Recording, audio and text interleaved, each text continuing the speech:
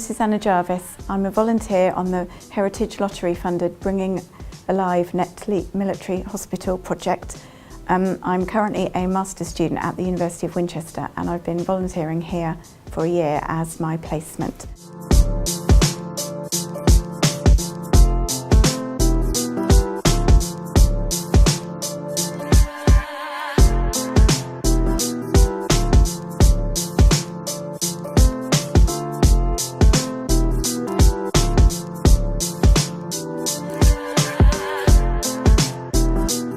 I've been looking at the artefacts that have been left in Netley over the years, concentrating on the World War I objects and putting together a handling collection that can be used for education sessions in the future.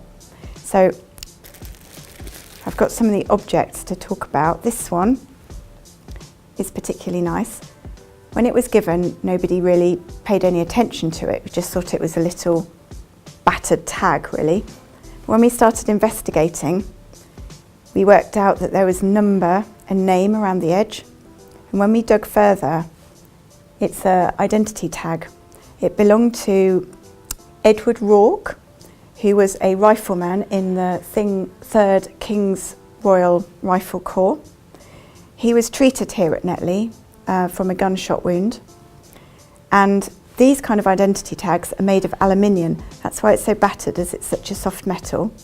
They were in use from 1907 until the end of 1914, when the army realised that they couldn't keep up the demand for production of these metal tags, and so they changed to a red composite fibre metal tag.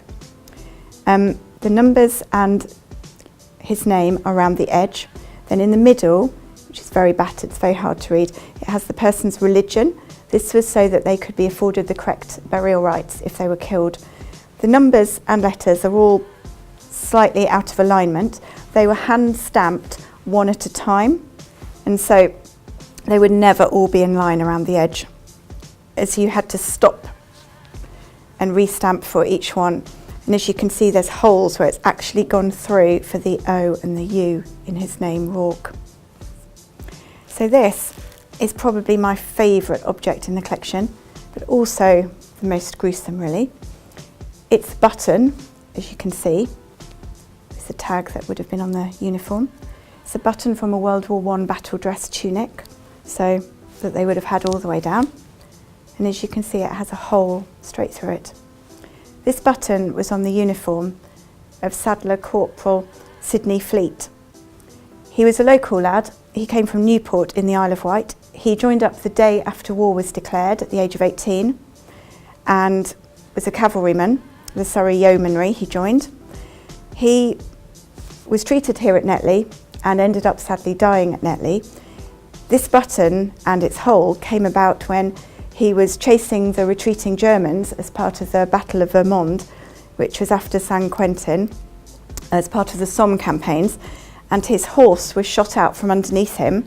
He was shot through the back, the button passing straight through him and out of the front. He was shot at another time in the back, and that bullet lodged in his spine.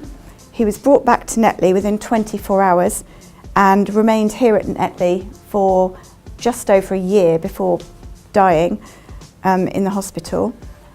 He couldn't be treated from the bullet because of the positioning in its spine, so he just had to stay here. But by all accounts, he never lost consciousness for the whole year he was here, despite having a bullet in him.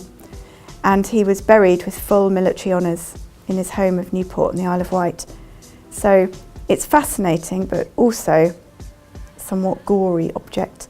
And the button has his regiment round the edge, stamped around the edge of the Surrey Yeomanry. Thank you for watching. Don't forget to like and subscribe to see more content from the park.